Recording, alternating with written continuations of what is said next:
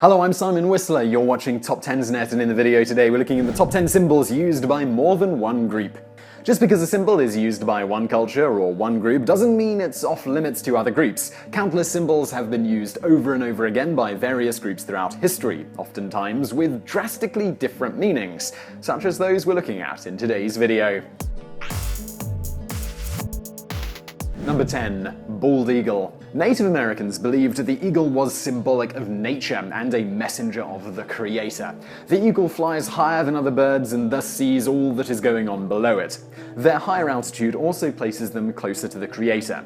Some believed the eagle carried the prayers of people up to the spirit world to be received. In 1782, the United States chose the bald eagle as the national emblem because of its majestic looks and its strength. Yep, Uncle Sam ran with the bald eagle for no reason other than it looks pretty. Obviously, Native Americans and those who came there later had some differing opinions, especially regarding nature and what its actual purpose is. Number 9. The Jolly Roger. While the origin of the Jolly Roger symbol is controversial, it certainly wasn't invented by the pirates you think of when you think of pirates. There are a couple of different beliefs as to its origin. Some believe its name comes from a French phrase that means pretty red and that it was flown by privateers. Others believe it was a mistranslation from an Indian language, while others believe it was a variation of a nickname for the devil. The truth is, we don't really know where it came from, but it certainly has been used by a variety of diverse groups throughout the ages. Number 8. Six-pointed star. Most Westerners are aware of the symbol used by the Jews, known as the Star of David. What is less known is the symbol of the hexagram, which in ancient Hinduism represented unity between man and God, or between man and woman. These two ancient religions aren't really what one would call like-minded. Whereas the fundamental belief of Judaism is that there's only one God and we don't really know his name, Hindus believe there are many, many gods and they happen to know each of their names. Number 7. Fleur-De-Lis. Fleur-De-Lis is a French word that when translated into English means lily flower. There is a legend that it was the flower given to Clovis, king of the Franks, at his baptism. It is said that it was given to him by the Virgin Mary. Now, we aren't really sure how that would have worked, since she'd been dead for hundreds of years at that point, but we assume rather that it's symbolic. After that, it acted as a symbol for both the French monarchy and the Catholic Church. Today, several different groups use the Fleur-De-Lis as a symbol. French explorers brought it with them to America, and thus it makes sense as the symbol of the New Orleans Saints. It is also the major emblem of the Boy Scouts of America, a group that doesn't really seem to be focused on French culture. Number 6. Hook'em horns. The hook'em horn symbol is used to represent the University of Texas. It is a reference to the school's mascot, the longhorn, and is meant to approximate the head and the horns of this specific breed of cattle.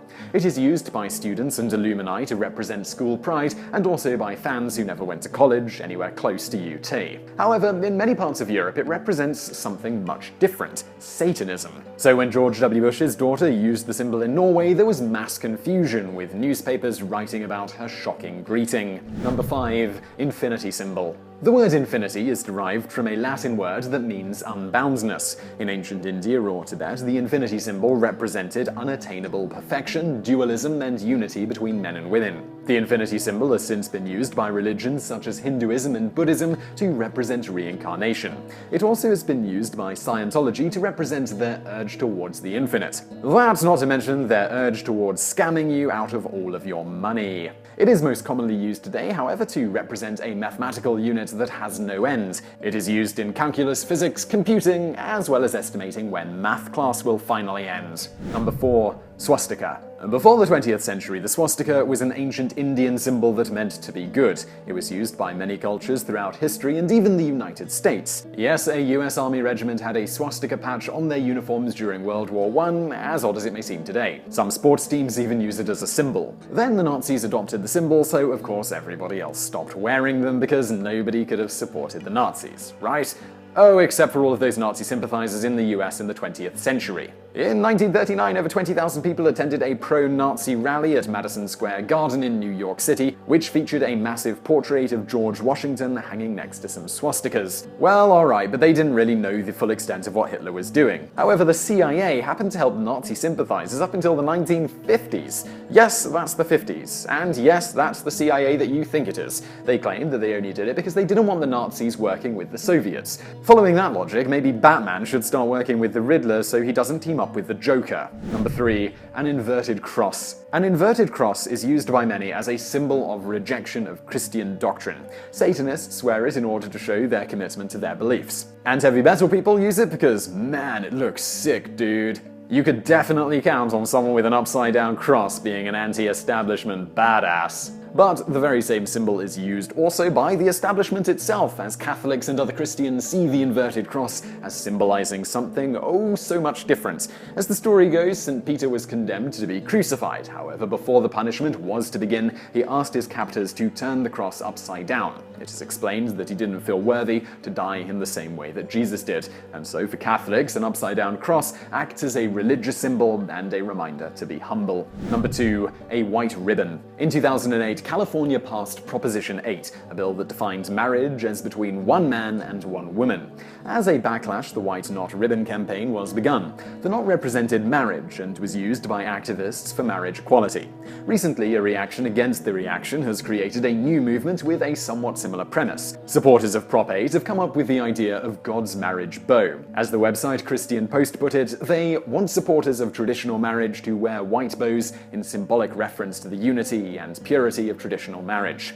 So if you wear a white bow, you support gay marriage, and if you wear a white bow, you oppose gay marriage. Got that?